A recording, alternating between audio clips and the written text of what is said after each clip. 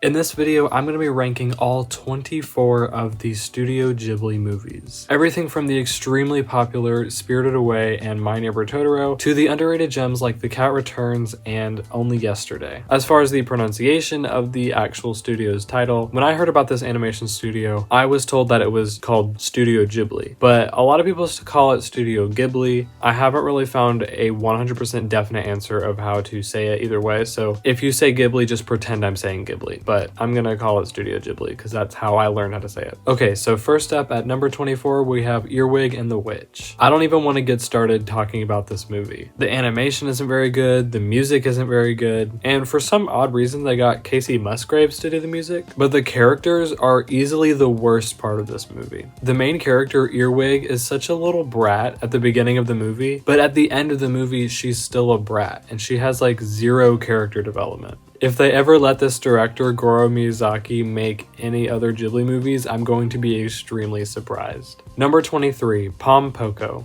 This is definitely a movie that exists. I really have very few words to say about this movie. At its core, it's about a group of raccoons in the forest whose home is being threatened. You know, something along the lines of the Lorax or Over the Hedge. But one interesting thing about this movie is that the raccoons can transform into different types of objects. But that aspect of the movie really isn't interesting when you compare it to the fact that the male raccoons have their balls hanging out most of the movie. Anyways, moving on. Number 22, Tales from Earthsea. From the director of Earwig and the Witch comes another really boring movie and horrible book adaptation. This movie almost feels along the lines of those low-quality Bible movies you would watch in Sunday school. It's also one of those movies that just never seems to find its footing from the start of the movie. Like, I wasn't interested in the slightest at what was going to happen to any of the characters. I didn't understand exactly why people dislike this movie so much until I actually watched it and I realized it's just not interesting. This movie is dumb and not worth my time, and I'm done talking about it. Number 21, Howl's Moving Castle. This one, like quite a lot of the other Ghibli movies, is based on a book. I haven't read the book personally, but I've heard that it explains a lot of the plot points that seem to be really missing in this movie. I get why people like this movie because of the animation, the music especially, and probably the romance aspect as well, but I was just so confused story-wise that I didn't understand what was going on. And I thought that maybe it was a language barrier, like the story had been lost in translation when it was translated into the English dub. But even after watching it a second time with the Japanese audio, it still was just so difficult to follow. Also, personally, I think the romance between Sophie and Howl is just not interesting in the slightest. I just think they have very little chemistry. And for sure, this is a 100% a hot take, but I do think this is one of the most overrated of the Ghibli movies. Number 20, Grave of the Fireflies. This is the legendary, saddest Ghibli movie. I remember watching this for the first time and thinking, wow, this is pretty sad. And then after a second viewing, I was like, okay, we get it. Listen, I'm a movie crier. I am unashamedly a professional movie crier. But I didn't even tear up a little when watching this movie because I felt like Grave of the Fireflies was just trying way too hard to get an emotional reaction. That just didn't feel natural. It felt really obviously forced with a lot of the scenes being drawn out, and honestly, it was hard not to roll my eyes at some of the scenes that were just purposely trying to get an emotional reaction. Again, something about it just felt really unnatural. It was fine the first time that I watched it, but the more I think about this movie, the more annoyed I get with it. I understand what it's trying to do and what it's trying to say, but I just don't like this movie that much. Number 10, The Wind Rises. This was supposed to be the director Hayao Miyazaki's final film, and oh boy, I'm glad that it wasn't. Because this is a great movie to turn on if you want to take about a 2-hour nap. Any Studio Ghibli fanatic can tell you that one of Miyazaki's loves is aircraft. He's featured it pretty heavily in a majority of his movies, including Castle in the Sky and Porco Rosso. But none of his movies seem to devote near as much time to the subject of aircraft as The Wind Rises. Not being someone who particularly finds that subject interesting on its own, I found this movie for the most part to be uninteresting. Not even the side plot romance I thought was very good. I do think this film had a lot of potential to be good in the first act, but that definitely wasn't carried through in the rest of the movie. The main plot of the movie was fine at best, but the overdramatic and chemistry absent romance later in the story felt more like an unnecessary subplot. While I definitely won't be watching this one anytime soon, at least by choice, the creative sound design and gorgeous animation definitely earns it some points. even if it didn't make me like planes as much as Top Gun Maverick did. Number 18, Ocean Waves. Other than mild frustration, this movie didn't really evoke many emotions in me. All I can really say is that this is one of the only made-for-TV Ghibli movies, meaning it's also shorter, which is a good thing because you don't have to sit through it for as long. The only other thing I could really say about this is I wish the main character was treated better, because all the other characters just seemed insanely selfish, especially the main girl in this story. I definitely put her up there with Earwig for worst Ghibli characters. Also, I never really found out what this movie had to do with the ocean, so I'm done talking about it. Number 17, The Secret World of Arriety. This was the very first Ghibli movie that I ever saw. It's not bad, but it's probably at best mildly entertaining. There really isn't too much to the story. It's definitely one of the movies that I would put on in the background if I ever put on movies in the background. One positive thing though is that Arriety's room is probably the most aesthetic bedroom in all of cinema. That being said, the overall atmosphere of this movie is actually quite pleasant. The setting really reminded me of where My Neighbor Totoro takes place. But yeah, The Secret World of Arriety is an okay watch, though it does feel like the most Disney movie of any of these movies. Number 16, Ponyo. This was the only film that, when going through this list of Ghibli movies, I didn't necessarily care that much to rewatch. It's by no means a bad movie. The animation is stunning, and the story is a fun little take on The Little Mermaid, but it really does feel more kid-focused than a lot of the other movies. To be fair, most Ghibli movies can be enjoyed by all ages, including kids, but this one just felt specifically geared toward that age group. It's still a great movie to check out though. Number 15, Castle in the Sky. This movie is what I would consider to be the most average of the Ghibli movies. The soundtrack sounds like a compilation of all the other Ghibli soundtracks. The characters feel very similar to a lot of the other main characters, but the 80s animation vibes are super fun, and the story is a nice little adventure, so it's pretty good.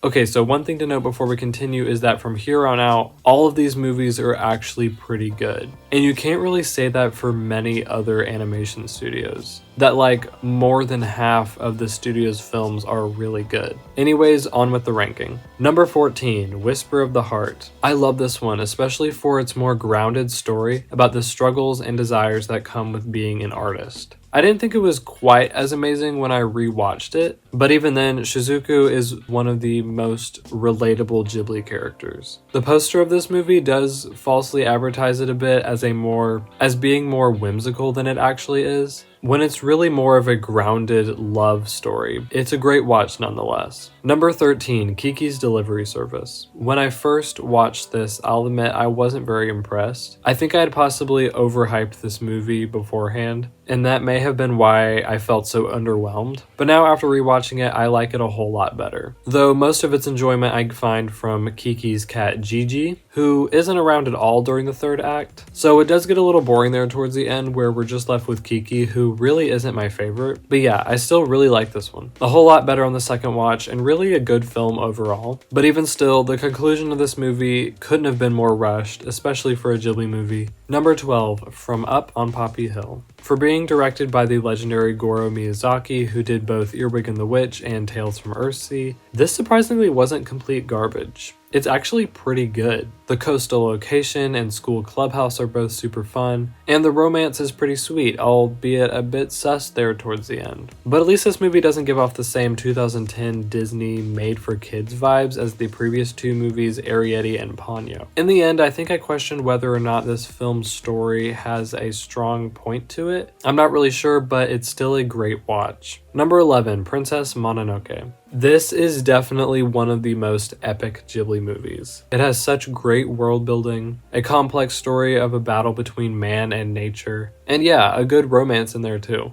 This movie gets pretty zany there towards the end, but it's still a must-see, especially if you're a Legend of Zelda fan, because the similarities between this movie and the newer Zelda games is definitely obvious. Number 10, Spirited Away. No, this isn't at number 1. I've never really understood why people hold this to be the best Ghibli movie and one of the best animated movies of all time. I do think I enjoyed Spirited Away a little bit better on the second watch though. The first time I watched it, I was really confused by the story, but I got to thinking thinking, what if parts of important information are somehow lost from the story because of the English dub? So just like I did with Howl's Moving Castle, I decided to watch it with the Japanese audio with English subtitles to see if that would help. And just like Howl's Moving Castle, it really didn't help. Sadly, I think the last 10 to 15 minutes of this movie seem really rushed, adding too much information into the story towards the end of the movie, especially regarding Chihiro and Haku's relationship. I was able to track enough with the rest of the movie though, enough to appreciate the creative world building, animation, music, and character designs. Number 9, The Tale of Princess Kaguya. The animation in this one is just gorgeous. Absolutely stunning. It looks like something straight out of a Japanese painting. And that style of animation is so intentional as well because the story is an adaptation of a 10th century Japanese folk tale. The story though, I did feel dragged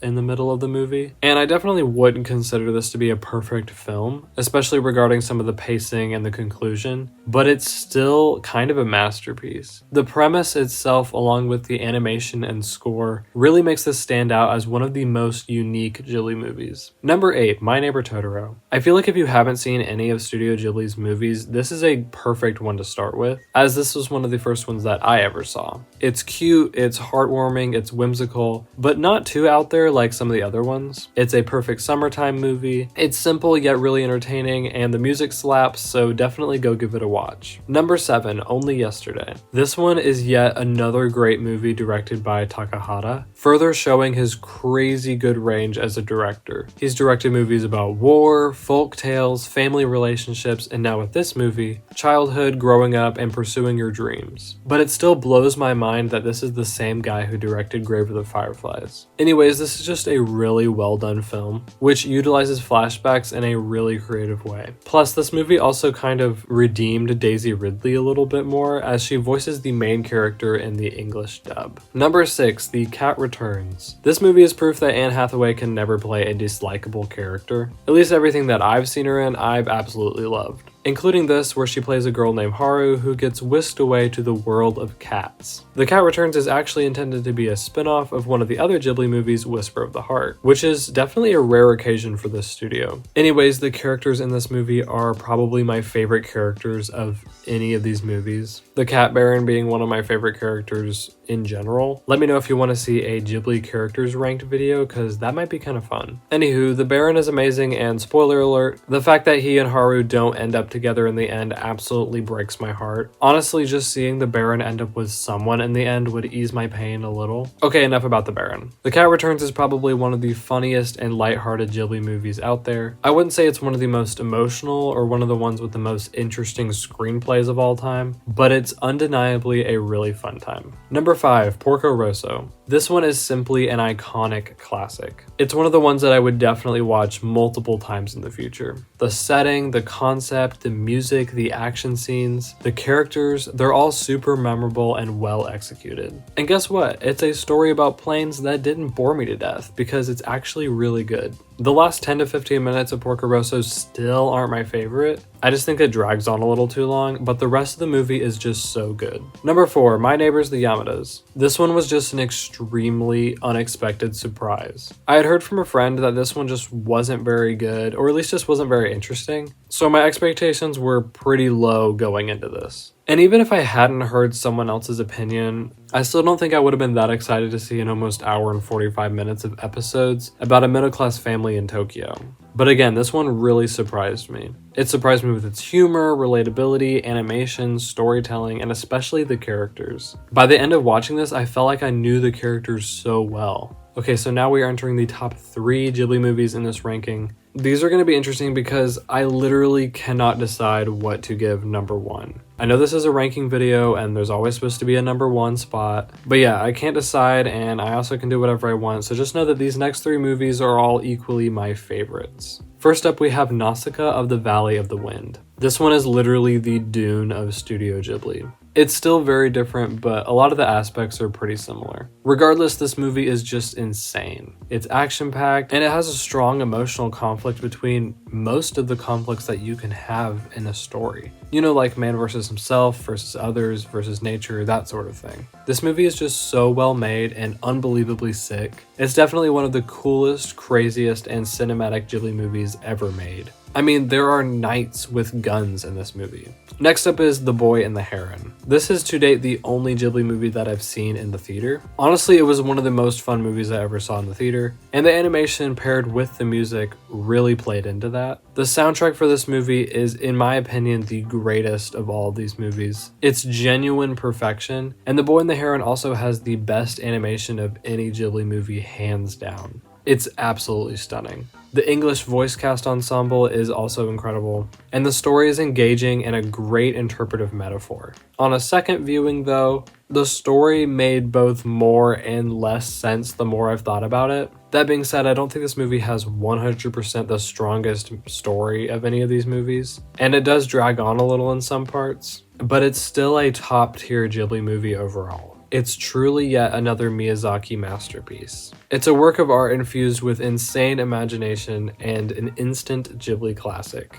And lastly, When Marnie Was There. This movie is just so stunning and beautiful. Does it deserve the award for the most emotional Ghibli movie? Maybe. Again, this is another one of the Ghibli movies that just exceeded all of my expectations. I thought this was going to be one of those mid-tier modern Ghibli movies, but no, it deserves the place here in the top 3. Again, like some of these other movies, I think the ending dragged on a little bit, but the rest of the movie was perfectly paced and had me so invested the entire way through. And that's all 24 of the Ghibli movies ranked. If you enjoyed this ranking and want to see more videos like this, then please comment and subscribe for more videos. Thank you all for watching, and I'll see you guys in the next one.